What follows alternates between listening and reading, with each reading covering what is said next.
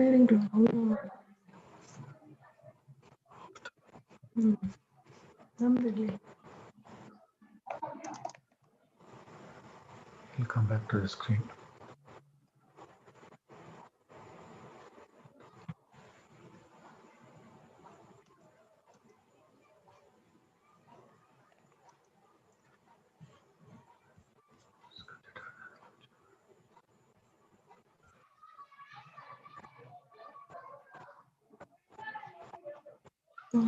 Video off ಮಾಡ್ಬೋದಾಗಿತ್ತಲ್ಲ.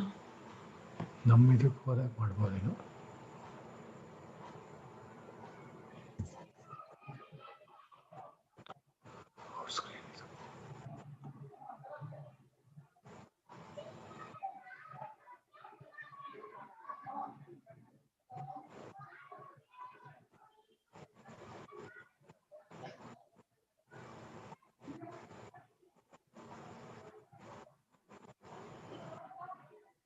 Okay.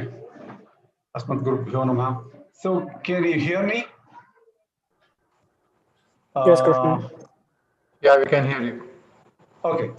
You can see my slides? Yes. Okay. Asmat Gurubhyo Namaha. Asmat Parama Gurubhyo Namaha. Asmat Sarva Gurubhyo Namaha. Shri Krishna Parabrahmane Namaha. Shri Lakshmi Nrsimha Parabrahmane Namaha. Shri Lakshmi Hayavadana Parabrahmane Namaha. Sarvam Shri Krishna Arpanam Mastu. So we'll start this class. I just wanted to, welcome everyone. Today is Gita Jayanthi. I thought I would just show you a picture you might have seen on the internet. This is the place where Gita Upadesha occurred in India. It is in Jyotisar, Kurukshetra, somewhere in Haryana area. I had once visited this place about 40 years ago or something like that.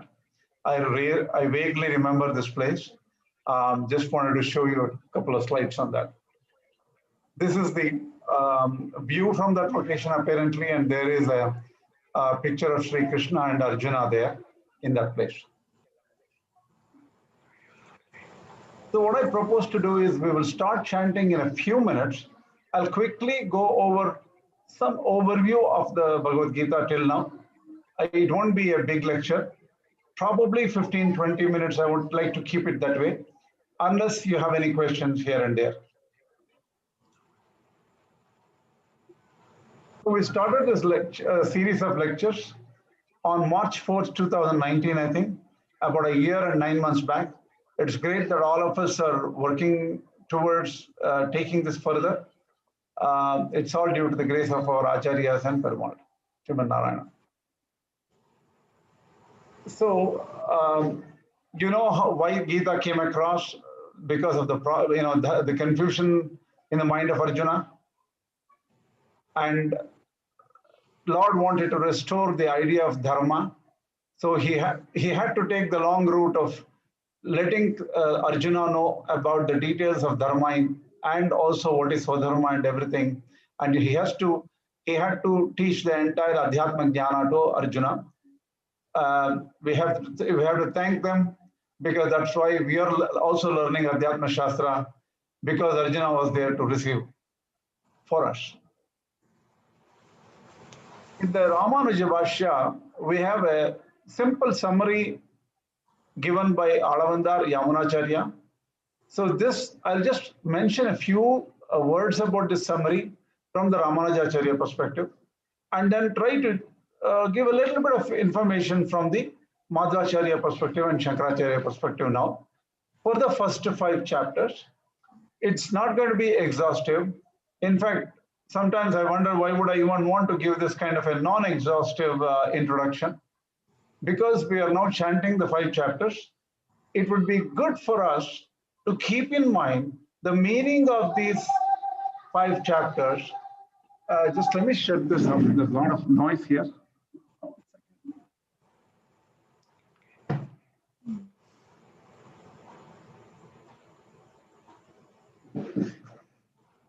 So just to keep the meaning in mind while we are chanting the Bhagavad Gita. That's all. That's the only purpose here. Not that it's just an overview at all, because it's still we have to go into details to understand the overview. The first shloka The essence of Gita, according to Alavandar Ramanuja Acharya, is Swadharma Jnana Vairagyasya Sadhya Bhaktyeka Gocharaha Narayanaha Parabrahma Gita Shastram Shastre Samiritaha. What this means is, by following Swadharma and through Jnana and Vairagya, what is possible is Bhakti. So Bhaktyeka Gocharaha, only through Bhakti or devotion, this Narayana, who is the ultimate, who is Parabrahma, that person is reachable. One can reach the Lord through Bhakti alone. And that is the summary of Bhagavad Gita. So, how can you get Bhakti? Through the paths of Swadharma, Jnana, and Vairagya. As simple as that. This is the summary of Bhagavad Gita. So this summary is explained a little bit further. So what is the essence of the first 6 chapters according to Ramanuja Acharya? Ramanuja Acharya is a guru of Ramanuja Acharya. So Ramanuja Acharya followed all this while writing the Bhagavad Gita Bhashya. The essence of the first 6 chapters is Jnana Karmatmike Nishte Yoga Lakshe Susamskrite Atmanubhuti Siddhyarte Purva Shatkena Chodite.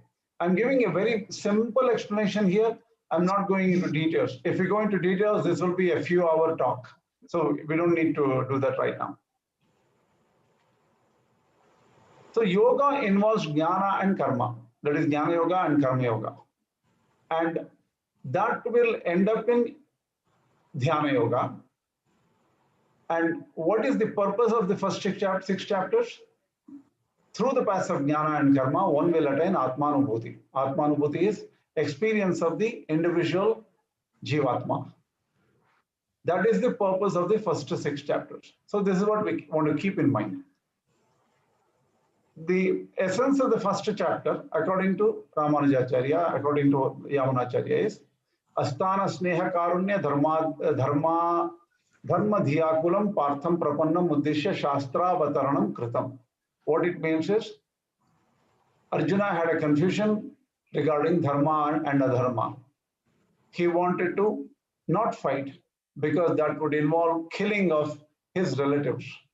So he did not know what was Dharma or what was Adharma. So he stopped fighting and he fell at the feet of Lord Krishna and said that I am your student, please teach me what I should do. Partham Prapannam Uddhishya Shastra Avataranam Kritam. This whole Shastra of Gita came as an instruction to Arjuna, who surrendered to Lord Krishna to learn about Dharma. The essence of the second chapter is, just a second, let me shorten this.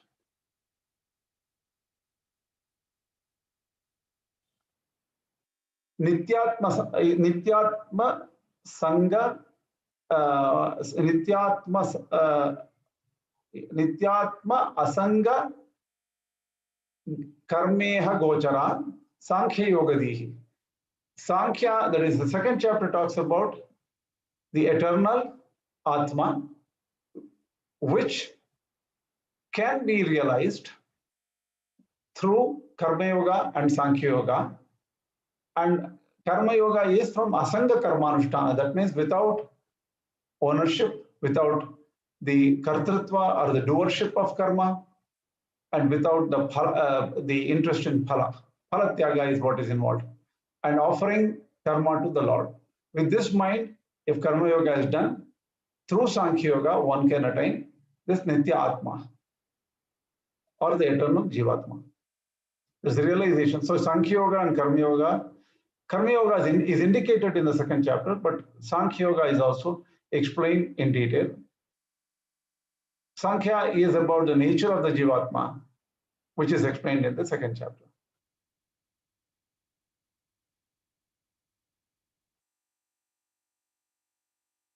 Dvitiye Sthitadi Laksha Prokta Tanmoha Shantaye.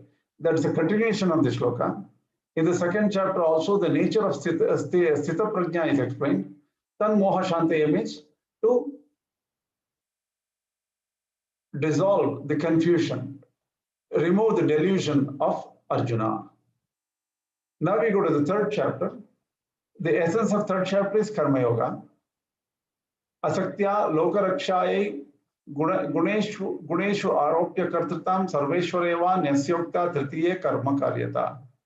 So without interest in the fruits of karma, offering the kartritva or doership to the gunas, sattva rajas tamo gunas, or dedicating the doership of all actions to Sarveshwara, that is Lord Sriman Narayana. Tritiye karma karyata.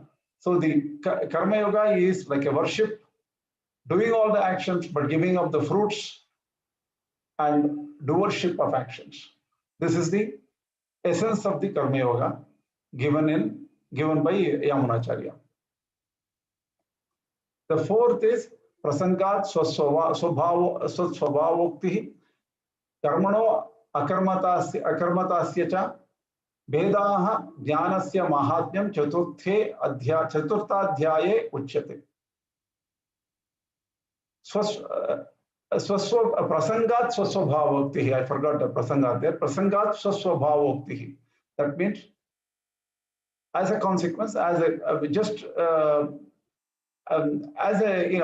just because it came into the subject, Lord Krishna explains his nature, why he took the avatara, the secret of his avatara in the Avatara Rahasya portion of fourth chapter, and also the Jnana portion and importance of Jnana portion of the Karma Yoga, which was explained in the fourth chapter.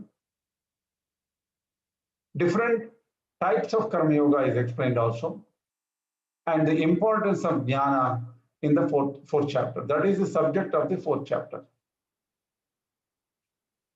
Karma Yogasya Saukaryam Shaigryam Kaschana Tadvidaha.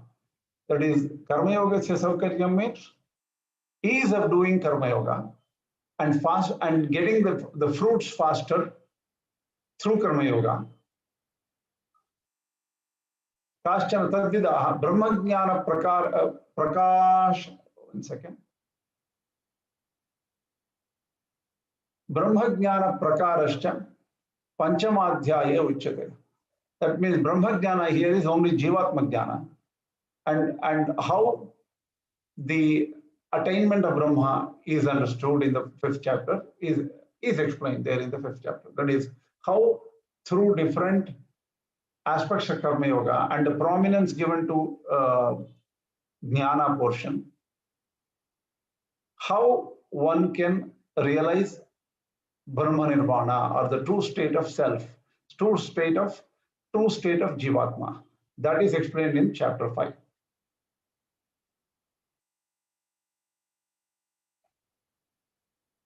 Here we take just a few minutes. This is a summary of Ramanuja Bhashya. Is there any doubts about this these 5 chapters at this point? Simple doubts. It can't be too complex, but simple doubts. Any doubts?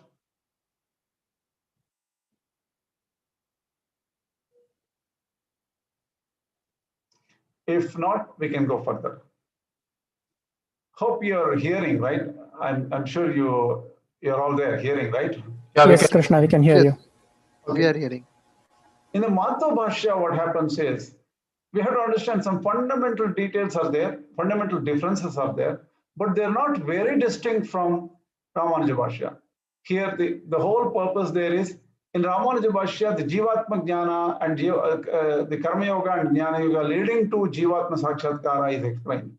In the Madhva Bhashya, in the second chapter itself, it becomes the summary of Bhagavad Gita for both Shankaracharya and Madhva Acharya. So wherever the word Brahma comes, Madhva Acharya takes it as Paramatma Shri Krishna himself. And here and there, Madhva Acharya introduces the concept of Panchabheda. Panchabheda is Jiva Jiva Bheda, that is, Jiva is different from the other Jiva. Jiva Jada Bheda, each Jiva and Jada are the material, that is spirit and matter, or Jivatma and matter are different. Jada Jada Veda, each object, each type of prakriti is different, right? Like a rock is different from sand or whatever it is, or salt, whatever the different, there is different kinds of jada. Jada Paramatma Veda, that means matter is different from Paramatma. Jiva Paramatma Veda means this Jivatma and Paramatma are definitely different, constantly and forever different. So this is the Panchapeda doctrine of Madhva Acharya. These kinds of here and there, Madhva Acharya sprinkles this kind of approach in the first 5 chapters itself. And Madhva Acharya does not accept the Upadana Karanatva or material causality of Parabrahman, of Lord. So 3 exist separately, that is Jivatmas, matter, and Paramatma. They are coexistent forever. They are different, distinct, and coexistent. And the material cause of the universe is matter itself. And Paramatma is just divine. He just is there forever. And Jivatma is also forever, but Jivatma is mixed up in matter. These are all separate entities for Madhva Acharya. And Devata Taratamya is Madhva Acharya accepts that there are different levels of Jiva. Jiva is also different levels. There are like a Adharma Jiva, that is low level souls, medium level souls, and Uttama level souls. Uttama Jiva category, Adharma Jiva category, and Adharma is low, Madhyama Jiva category. So Jivatmas are in different levels, and Devatas are also in different levels. So for example, Vayu is at a particular level, Marut, Chaturmukha Brahma, Shiva. There obviously for Madhva Acharya is Vishnu Taratamya. Vishnu among the Trimurtis himself is the ultimate. And at a little bit lower level, Brahma and Shiva comes a little bit lower. Even Lakshmi comes a little bit lower than Krishna or Narayana. And then further lower is the Yama, Indra, Varuna, and all these devatas. So there is Devata Taratamya, and here and there he starts, Acharya introduces this concept. And another important point is, for example, in matter, a number of things are not created when creation occurs. When creation occurs, for example, space, which is known as Avyakrita Akasha, does not undergo transformation. That means it is not subject to creation or dissolution. So space is single, eternal, and self-supporting. So these points come up in verses like Avinashitu Tadvidhi, Ena Sarvamidam Tatam, Vinasham Avyasya Sya Kanakaschit Kartumarhati. In this shloka, Madhva Acharya brings in these concepts. So this all depends on, this all are related to the Nyaya theory kind of knowing the reality, where the material cause is the mud, the potter is the efficient cause, and and so there Paramatma is the efficient cause, and the matter itself is the material cause for this system of thought. And Bimba Pratibimba Vada, that is Jivatma is like a reflection of Paramatma, is also introduced very early in the first few chapters itself, in the second chapter itself. So this is explained in detail by Raghavendra Raya in the Gita Vivriti, which is a sort of a collected commentary on the Bhagavad Gita.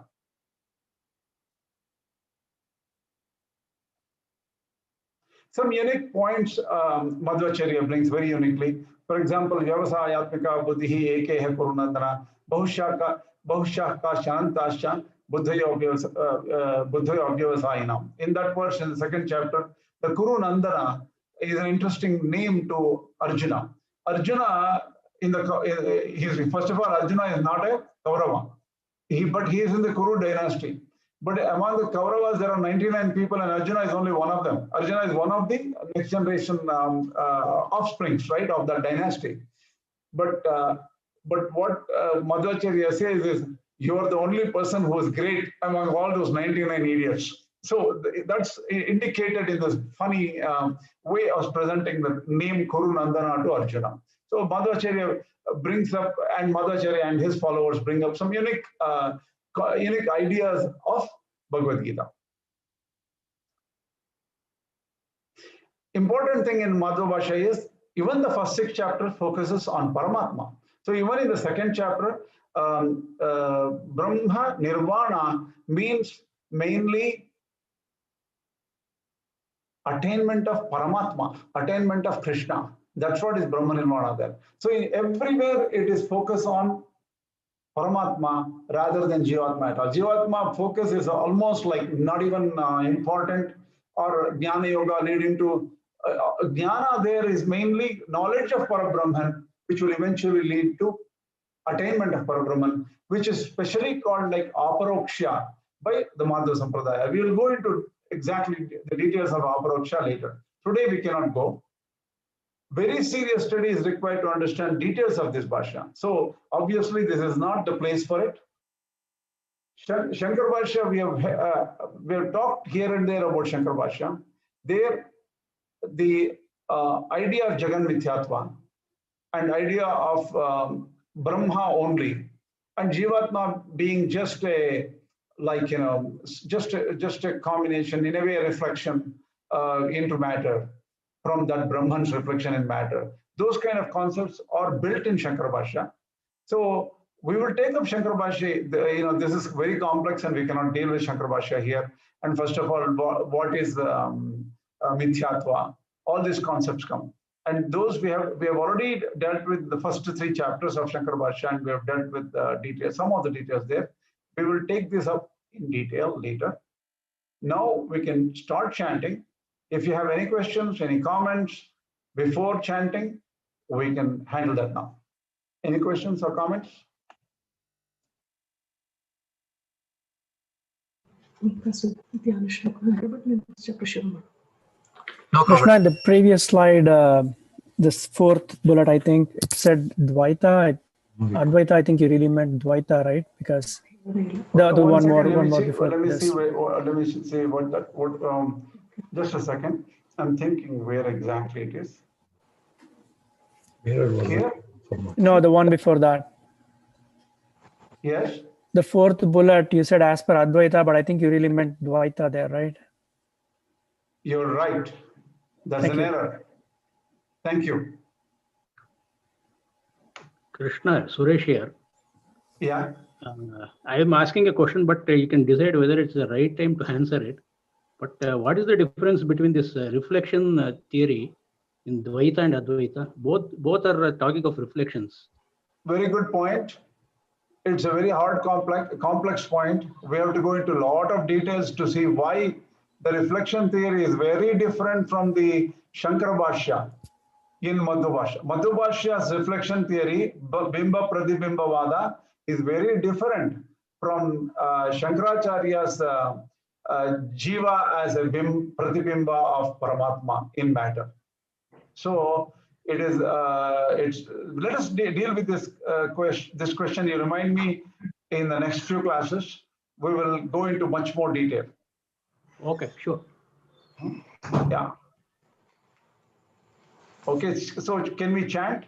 Let me see if I can shut off the